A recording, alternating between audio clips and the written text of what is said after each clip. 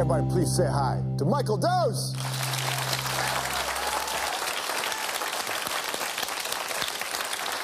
Thank you, George. Kind sir. Good, I'm very good. Thank you. Welcome to the program. Thank you. Nice to be back. It's nice to see you again. Yes. Congratulations on the film. Thank you. It is the most fun way to experience a painful movie.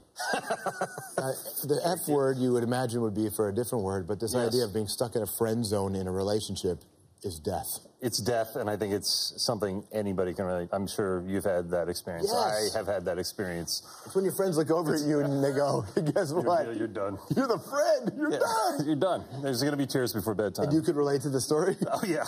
Oh, yeah. I mean, I can think of two specific females that I've had that experience with, and it was a disaster. Right. And so when you look, because you didn't write, like you saw the script, right? Yeah, I was sent the script, and I love the script. The script is fantastic. I mean, it's a blacklist script, and it's what I loved about the script is that it used comedy to fuel the romance, which I think is a trick that a lot of these rom-coms sort of miss. Yeah.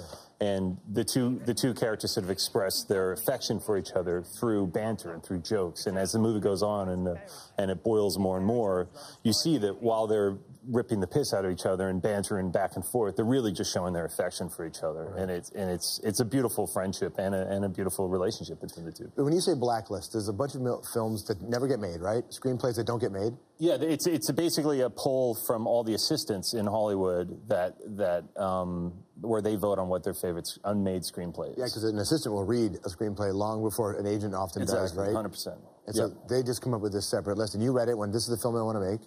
Yeah, I read it, and I was just finishing up Goon, and I felt like this was a great sort of counterpiece to Goon. If Goon is violent and all that jazz, I wanted to make something completely different and challenge myself with a quieter movie and try to tap into something, a different type of emotion. While it is true that Goon was violent, Goon also had poetry, as is evident in this scene right here. We're still in this thing.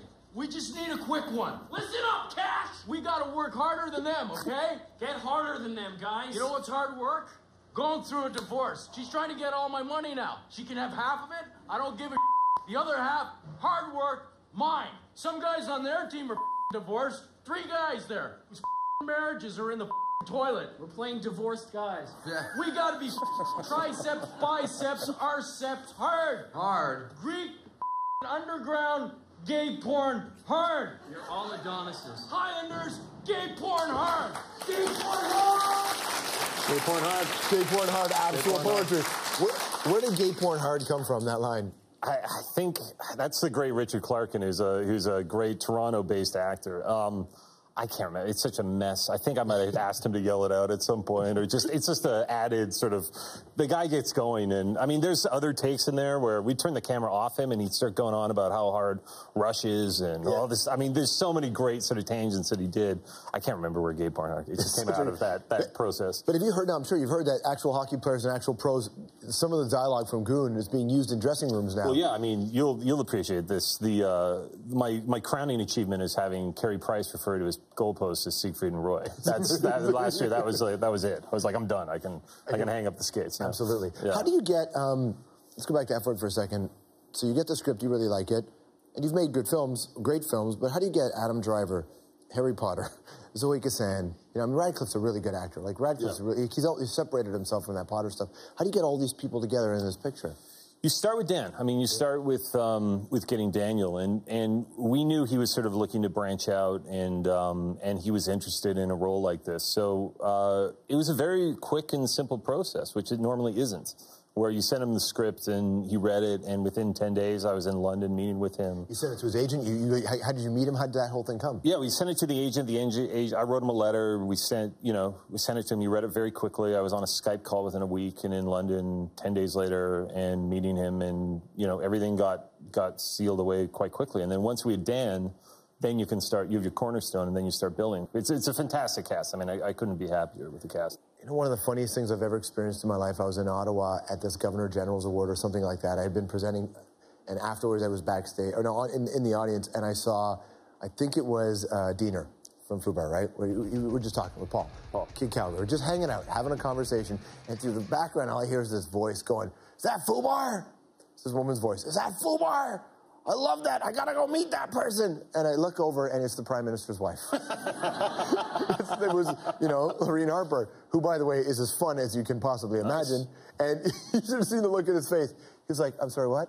And I heard that you listened to my Sunday night radio show. If I knew that, I would start playing you secret songs. Listen, it's a massive influence, actually, on us. Because as a director, when I'm in the edit suite, I'm always looking for music. And so just the way it works, when I drive back with my family from our cottage, we always listen to your show on Sunday nights. And many times I've heard a song and I've been like, that's a song, and I've put it in. And sometimes they don't clear it. Yeah.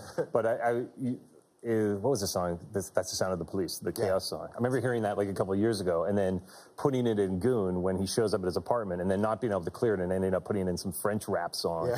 But it's a great resource. I mean, we're always listening to it, and we always find songs on that show. I'm gonna start sneaking you songs now. Sneak songs in, man. You know? Yeah. I mean, it's a fantastic show. I really love your show. Thank you for saying that. Thank you. What is having a son and a daughter taught you about humanity? What has a son and a daughter taught me about humanity? Oh, God, that's a good question. Because they're young, right? They're young. I mean, they humble you. I think the most interesting thing that they reflect you, and they reflect the good and the bad, and they teach you in their reflection of you. So if you're angry or you take your stress home from work, and you see that in them, and it makes you a better person because you don't want to expose them to that sort of stuff. So. Right. And in the same breath, you see the goodness that you bring in them as well. So it's a very sort of humbling, wonderful, growing experience to be a parent, obviously. But in terms of influencing me, it doesn't hold me back in any way. I mean, I just worry about when they actually see the films. What are you going to do next? I'm trying to do a film about a cult, about a doomsday cult that's correct, a comedy. So it's a film that I wrote with Dave Lawrence and with Paul Spence, and it's sort of been something that's been burning for a long time. Terry, right? Diener and Terry. It was supposed to be our follow-up to FUBAR once we made it, and we never got to make it. But it's sort of an allegory on faith. This idea that everybody believes in something, and who are we to say that a cult who believes in what we think is madness are wrong? So it's going to be a sympathetic view of a cult. In a way, yeah. But it's mostly sort of a comedy about faith. Cool. Yeah. Great to see you. Great to see you as well. Thank you. Michael Dowse, the F word. We'll be right back.